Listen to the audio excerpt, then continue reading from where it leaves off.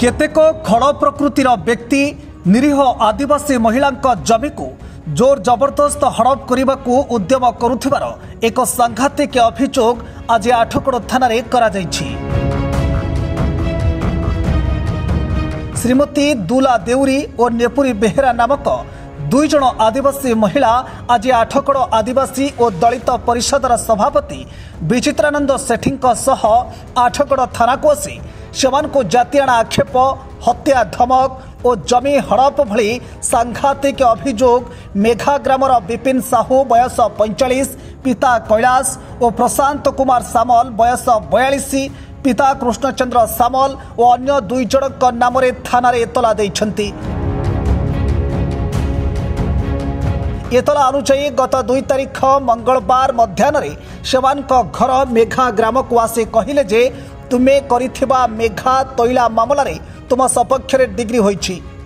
तुमे आम सहित वकिलंक पाखकु आस रायर नकल आनिब।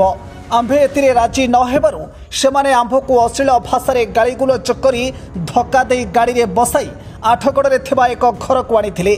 सेठारे अन्य गुंडा श्रेणी लोकंक सह मिसी किछि कोर्ट कागज रे जोर जबरदस्त अनेक गुड़िए टिप चिन्ह नहीं गले।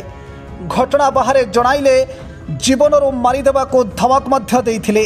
आम्भकु सेमाने धमक दे कहिले आजिठरू तुम्भे माने मेघा तैला जमी को आउ जीव नाही, एसबु जमी तुमे आमको बिक्री करि दैछ।